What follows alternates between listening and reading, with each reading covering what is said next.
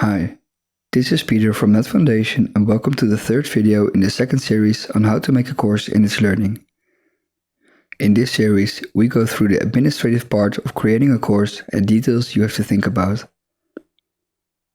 In this particular video, I will show you how to make use of the 360 reports, how to review a test, and some more things. To follow students' progress, you can use the 360 reports. On there, you can see the activity, progress, and grades of the students. Its learning tracks whether the students have done all the tasks. On this page, you will get a list of students so you can compare the students to others. When you click on a student's name, you are able to follow them in more detail. Again, the activity, the progress, and the grades. As you can see, this test user hasn't done the test yet. Play around and see what you can do with the 360 reports. After a few weeks, you might want to deactivate the older plans that you don't need anymore.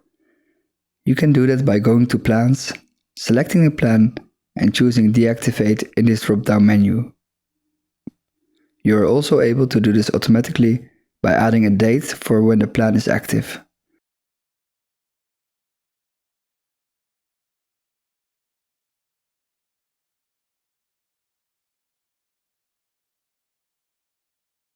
You are able to choose which plans you want to see here, all upcoming, all past, or just all the plans. When the students have done tests or assignments, you can review them. For example, here at the assignment, you can click on the student and set the status to the one you want, for example, sufficient. Depending on which scale you chose when making the assignment, you can give them an assessment. Just to test this, I will give this student a 7. In the next tutorial, I will go over the benefits of adding everything to an assessment record. Our advice is to add an evaluation form at the end of the course. This is to know how the students experience following the course. Feedback is crucial when making new courses online. You can add this by going to the resources folder, clicking on Add and then on Survey. Just as with the test, you can add different kinds of questions.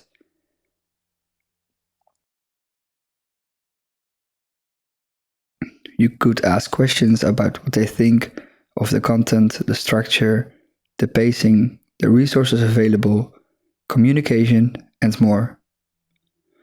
More than often, we encounter the problem of participants forgetting their password.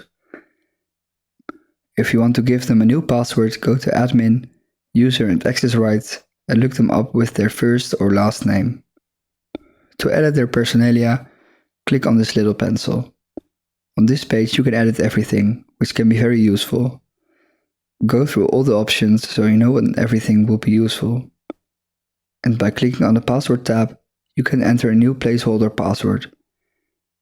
Then we recommend to select Must Change Password on Next Login, so that the participants can choose their own after they have logged in with the placeholder.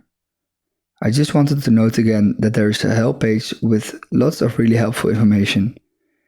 You can access it by going to Plans, then clicking the 3 dots and then on Help. It will show the help page of the plans, but you will be able to choose other topics. This was the third video in a series about the administrative part of creating a course. The next video will be about some more advanced administration. And thank you for watching.